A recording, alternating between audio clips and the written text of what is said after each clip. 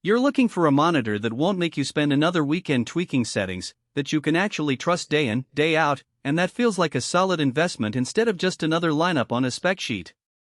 Most of us have been there: the excitement of a new box, the dread of will this really sound right in my room, and the fear of blowing a budget on something that sounds great in a showroom but falls flat in a real home studio.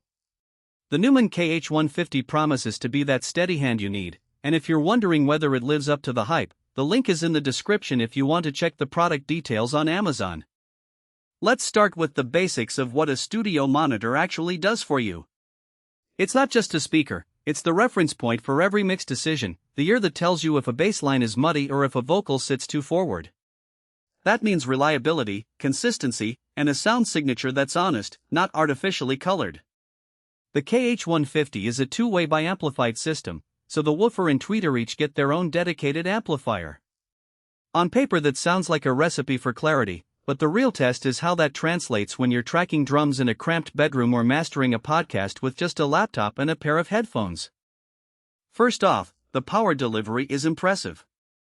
The 145-watt 6.5-inch woofer and the 100-watt 1-inch tweeter are driven by a built-in DSP engine that handles crossover duties and room correction presets.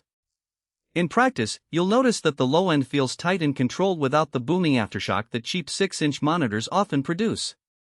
When I ran a 808 kick through the KH150 in a room with a couple of hardwood floors and a carpeted rug, the impact landed cleanly, the transient hit was crisp, and the decay didn't linger in a way that would mask other instruments. For producers who rely on precise low-frequency information, think electronic music, hip-hop, or any genre where the sub-bass is a key element, that kind of control can save you from over-compressing or adding unnecessary EQ later.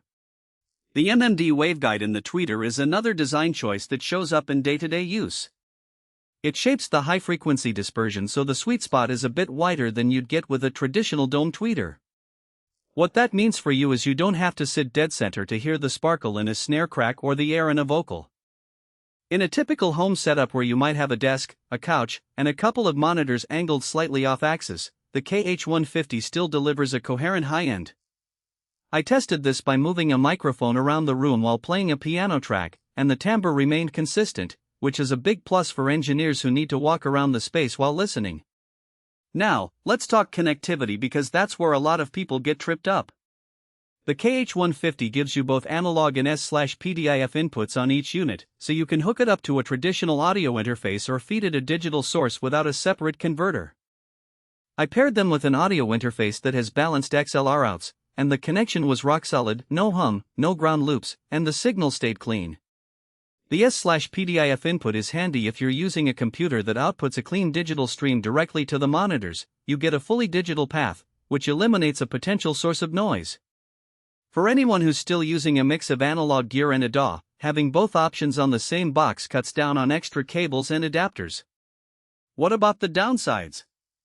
The first thing you'll notice is the size.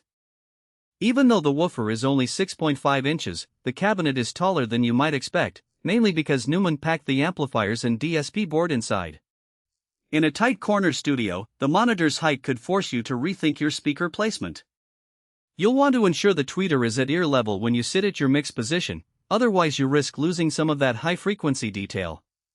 The solution is simple: raise the monitor on a sturdy stand or use a riser, but it's an extra piece of furniture you didn't have to consider with smaller, budget-oriented models.